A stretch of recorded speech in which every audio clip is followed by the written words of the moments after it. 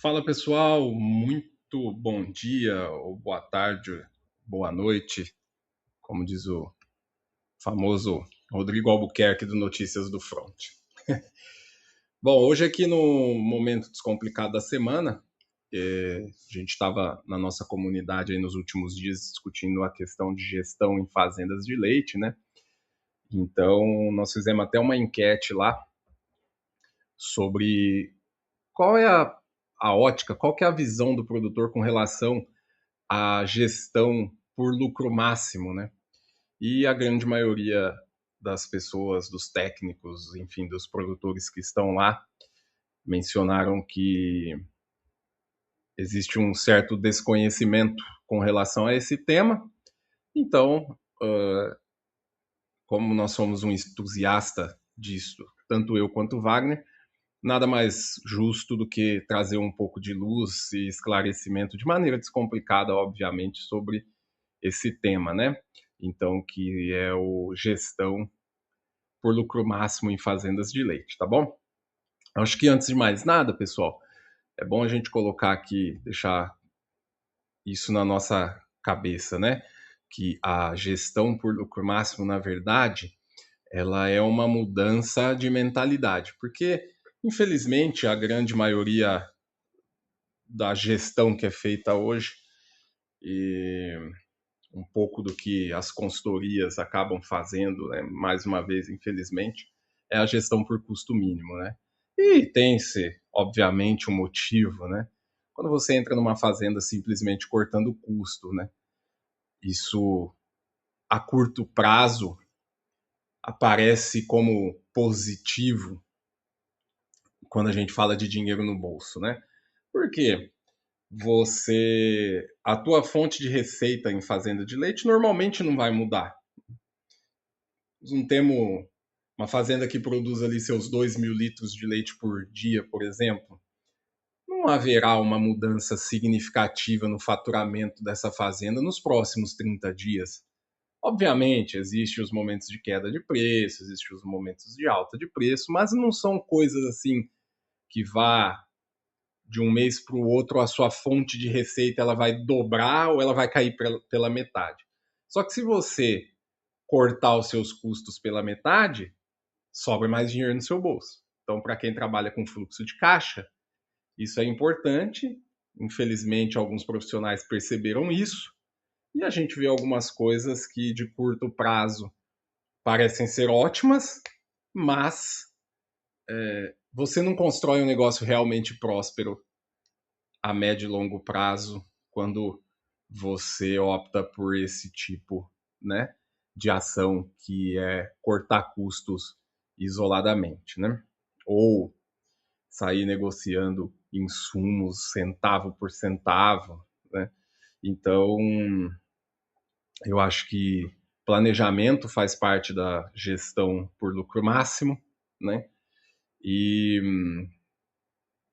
você sai desse ciclo de reagir a problemas, né? Então a gente passa a antecipar isso, tá? Então é como eu falei, né? Talvez o corte de custo inicialmente gere um alívio momentâneo, mas raramente você cria ali um crescimento sustentável. Bom, já na gestão de lucro máximo, o que a gente encara como lucro, tá? Então é o quê? É a receita mais a eficiência biológica mais a eficiência operacional menos os desperdícios invisíveis, né? Então, ou seja, não se trata apenas de gastar menos, né? Mas se trata de ganhar melhor, tá? Então, por exemplo, a gente inclusive teve isso na comunidade, essa dúvida há uns dias atrás, né? Vou trazer aqui para vocês como exemplo. Tinha um dos participantes da comunidade que ele estava com o milho em ponto já de colheita de silagem, porém a automotriz só poderia chegar na propriedade, se não me falha a memória, uma semana depois daquele momento.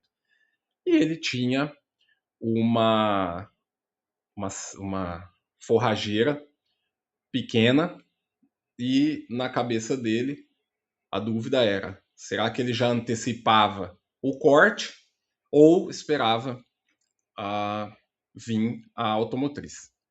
Se você for pensar por gestão de custo mínimo, o que você vai fazer?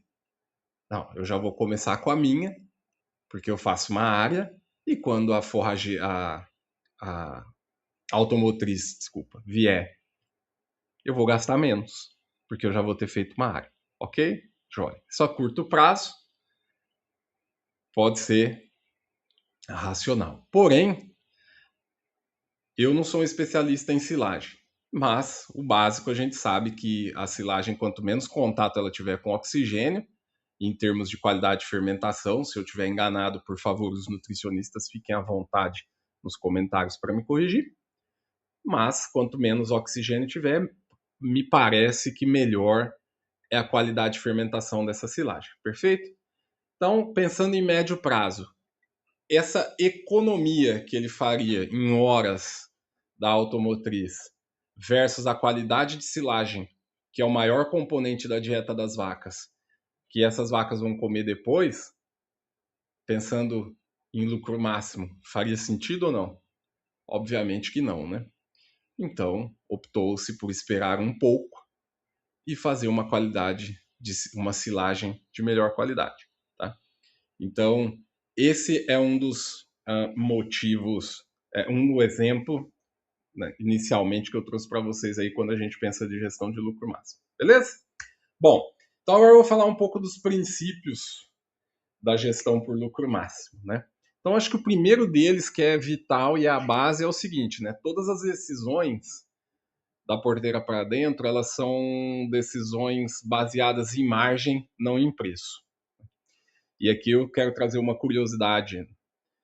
Quando eu trabalhava na área comercial, eu trabalhei com BST, e uma das coisas que eu mais via em propriedade é quando uma consultoria de gestão por custo mínimo entrava, era a primeira coisa que eles faziam é querer cortar o BST. Porque o BST, para quem não sabe, é um fármaco que você entra no pico de lactação para quê? Para que essas vacas produzam mais leite. Então você tem uma curva de lactação maior do que a vaca que não tem essa suplementação com BST. Isso é fisiológico, não tem problema nenhum, enfim, não vou entrar nessa seara, a gente tem aula aqui no canal e para quem é membro da comunidade a respeito de BST. O Wagner é um dos caras que mais sabe sobre essa molécula no Brasil e eu ouso a dizer, talvez no mundo.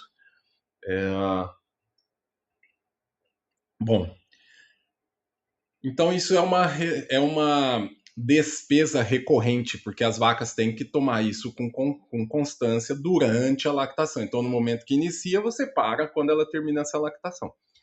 Então, era uma das coisas que a gente mais via. As consultorias entravam e queriam cortar o BST. E a médio prazo era uma tragédia, porque uma vez que o que o BST faz? Ele mantém né, basicamente as células produtoras de leite viva por mais tempo. Quando você para com essa suplementação, essas células morrem e essas células não ressuscitam mais, só agora na próxima lactação. Então você tinha uma queda de leite a médio prazo alta e você não conseguia recuperar mais isso. E sabendo que o retorno né, do investimento em BST ele é positivo, então a curto prazo era ótimo porque você deixava de pagar um boleto, a médio prazo você tomava um prejuízo. Então esse é um outro exemplo de como o primeiro princípio da gestão de lucro máximo atua da porteira para frente, da porteira para dentro, desculpa, né? Então, não importa quanto que custa o que você vai comprar, importa o quanto que ele retorna, tá? Então, o segundo ponto é o foco nos poucos fatores que explicam a maior parte do resultado. Então vamos lá. Um outro exemplo aqui prático: estresse térmico. Tá? Então, Nós temos uma vasta experiência com isso. Você pegar hoje o investimento numa sala de resfriamento, ele se paga na média de 87 dias, tá? Então, o que que é? Você investe o leite que essas vacas vão produzir a mais, deduzido do custo operacional dessa sala e da comida que essa vaca vai comer a mais, em 87 dias você paga o investimento dessa sala, tá? Então, esse é uma questão, né, dos fatores que você aplica que geram maior resultado, tá? Reduzir custo de mão de obra. Você é um fator que você vai despender muito tempo para gerar pouco resultado, tá? Então, por exemplo, é aquela racional do 80-20 que a gente fala, né, na gestão empresarial, e isso deve ser levado para dentro da fazenda, porque uma fazenda para mim é uma empresa, tá? Então é onde eu vou pôr 20% do meu esforço para gerar 80% do meu resultado, tá? Então, se você pegar onde que vai a maior parte do lucro das fazendas, produção por vaca, taxa de prenhez, os dias em lactação, CCS, CBT, consumo de matéria seca, mortalidade e descarte, né? Então, a gestão por lucro máximo, ela visa o quê? Excelência nesses pontos, tá? Então, o professor Zequinha, para quem não conhece, lá que se aposentou lá na Unesp de Botucatu, ele sempre falava, né? Vaca, você só vai ter taxa de prenhez se você inseminar. Então, quanto mais você inseminar, mais vaca prenha você vai ter. Isso é um exemplo, né? CCS é um negócio muito engraçado, porque assim, a gente sabe, vaca que tem CCS acima de 200, ela tá doente, pessoal. Não tem outra, não adianta querer. Tudo bem, a legislação brasileira aceita que você entregue até 400, mas é vaca doente. E isso aí não muda. Isso é uma verdade. Não sou eu que estou falando, é a biologia, são os livros, são as pesquisas. Então, se você tem uma CCS hoje no seu tanque acima de 200, você tem um rebanho doente. E vaca doente não produz em plenitude, não dá lucro máximo, tá?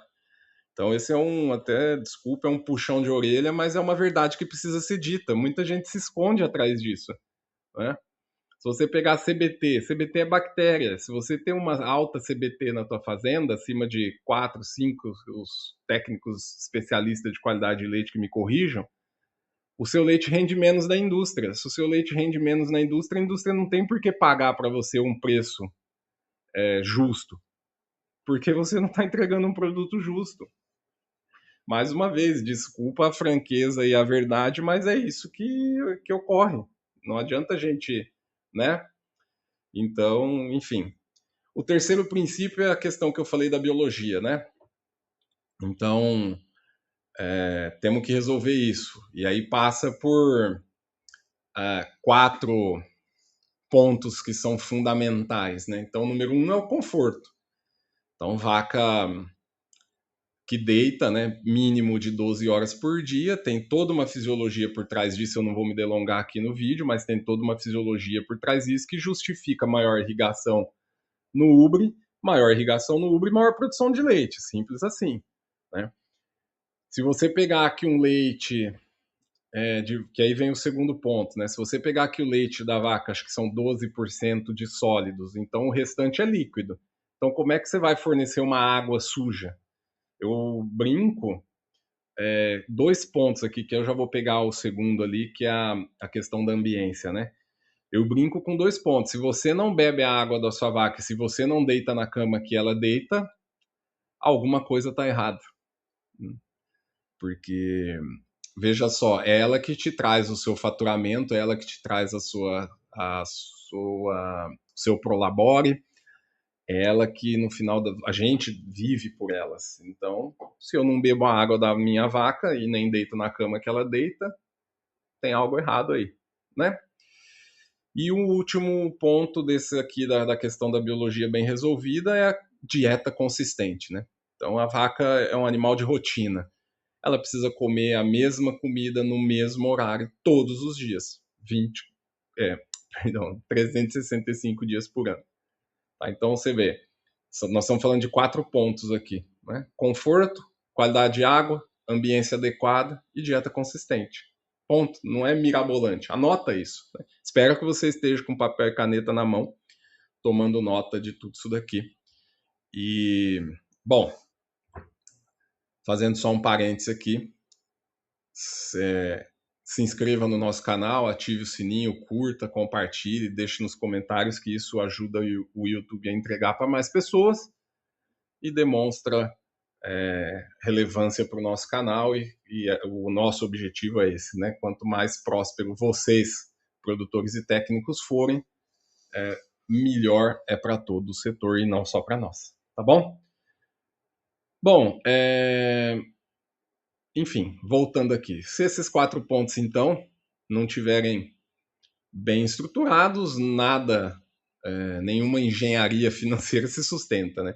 Não adianta eu ficar fazendo planilha para vocês aqui de taxa de rentabilidade, de EBITDA, toda essa de DRE, né, que é demonstrativo de resultado de exercício, se antes disso a gente não entrar para dentro da operação e olhar como é que está essa questão da biologia, né?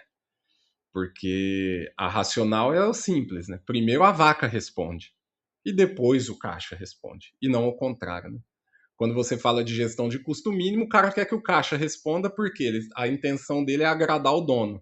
A nossa intenção, e por isso que a gente acredita na gestão por lucro máximo, a nossa intenção é agradar a vaca. Porque no fim das contas, o que ela produz é o que vai sustentar toda a nossa cadeia. Tá joia? Bom, quarto princípio então, é a gestão preventiva e não a corretiva, né? Como bem diz os nossos antepassados, é melhor prevenir do que remediar, né? Certa vez eu escutei de um gerente de fazenda que ele me falou assim, ó, depois que dá um problema, ele usou o exemplo de um animal doente, né? Depois que o animal fica doente, o melhor profissional de todos vai minimizar o prejuízo, mas o prejuízo jamais será eliminado. Então eu fiquei com isso, para vocês terem uma ideia, eu escutei isso no começo da década de 2000. Então eles estão fazendo 26 anos e até hoje eu lembro disso, né? Então, e aqui a gente traz um ponto central, né? Que eu mudo a pergunta, né? O produtor de gestão de custo mínimo, ele pergunta no final do mês assim, ó, quanto que eu perdi esse mês, né? O gestão de lucro máximo, ele olha para o negócio dele e fala assim, ó, aonde eu estou criando risco de perder dinheiro nos próximos 90 dias. Então, isso direciona toda a ação e muda completamente a mentalidade dele, né? Por exemplo, com estresse térmico. Se eu não tenho nenhuma ação de combate ao estresse térmico, não adianta agora eu achar que eu vou resolver o problema do mundo. Porque eu vou, no mínimo, mitigar. Mas quem tem essa mentalidade de olhar de longo prazo, quando foi ali para setembro, outubro, ele já estaria com a estratégia de resfriamento das vacas dele e combate de estresse térmico pronta, porque daí ele passaria o verão tranquilo. Se você pegar, tem bastante mentorado nosso e alguns membros da comunidade, tem relato, você pode ir lá no nosso Instagram que você vai ver na parte de depoimentos, você vai ver gente falando que a produção do inverno se manteve, teve gente falando que a produção melhorou, então tem vários aspectos ali, mas foram pessoas que agiram preventivamente, beleza? O quinto princípio, pessoas como ativo estratégico, tá? Esse é um ponto que gera bastante polêmica, mas é um ponto maravilhoso em termos de exploração, né? Então, E aqui eu vou trazer uma pergunta, na verdade, uma provocação super simples. Eu já fiz isso lá na nossa comunidade. Se você não é membro, manda aqui no comentário que a gente te passa o link, que é relacionado à cultura, né? Muito se fala de cultura, cultura, cultura, cultura, mas tudo que eu vi, estudei e observei nos últimos meses, cultura está muito mais relacionado à motivação, a um discurso muito de programação neurolinguística, né? Então, eu costumo falar que está muito assim, ó, usando o seguinte ditado, né? Se pode complicar, para que facilitar? E o nome da nossa empresa é de propósito, né? Pecuária descomplicada é para descomplicar. Então, cultura é o seguinte, pessoal. Se a sua liderança não souber aonde sua fazenda vai estar daqui 6 meses, quais são os objetivos que precisa atingir daqui 6 meses, se ele não responder isso para mim, que sou um estranho na fazenda, em menos de 30 segundos, você não tem cultura na tua fazenda. Então você começa a pensar aí o que você vai ter que fazer, tá? Porque quando você tem cultura, clareza e indicador simples, você reduz o erro, você reduz o retrabalho, você aumenta o padrão operacional, tá? Então, o lucro máximo passa inevitavelmente por liderança e cultura, tá joia? Então, acho que em resumo é isso. É, lucro máximo, né? É uma coisa de prosperidade, de médio e longo prazo, é uma coisa que traz dinheiro para o bolso, traz margem, né? A gente acaba comprando pelo melhor retorno, atua antes do problema aparecer, a gente olha a margem por processo, né? A gente foca em eficiência e resultado, tá? E aí a gente foca em objetivo final e não somente sobreviver para crescer, porque qualquer queda de preço de leite, qualquer intercorrência de mercado faz todo mundo ficar desesperado e começar a querer caçar culpado, tá? Então, é isso. Acho que cultura por lucro máximo é transformar sua fazenda em uma empresa, tá? Previsível, que gera caixa, que te remunera como produtor, que permite reinvestimento, que dá tranquilidade para você planejar o seu futuro, tá? Isso é gestão por lucro máximo. Espero ter esclarecido. Se você pensa, tem alguma ideia, se isso clareou, se você quer saber mais, fiquem à vontade. Os nossos canais estão abertos para isso. A função nossa realmente é democratizar informação, trabalhar com prosperidade. Então, você consegue ter acesso ao nosso Instagram, aos nossos cursos, às nossas mentorias, às nossas palestras, ao nosso canal no YouTube, canal no Spotify. Então, não deixe de assistir, de anotar, tome nota, porque a gente pesquisa isso, né? A gente esquece em 24 horas 84% do que a gente escutou. Então, anotem, coloquem como tarefa, coloquem como objetivo. Eu trouxe para vocês coisas simples, coisas aplicáveis, que dá para você já começar aí agora. Por que não? Tá bom? Um forte abraço, paz e prosperidade e até o próximo. Lembre-se, quarta-feira, 11 horas da manhã, tem vídeo novo no canal, toda semana. Um forte abraço e até a próxima. Tchau, tchau, pessoal.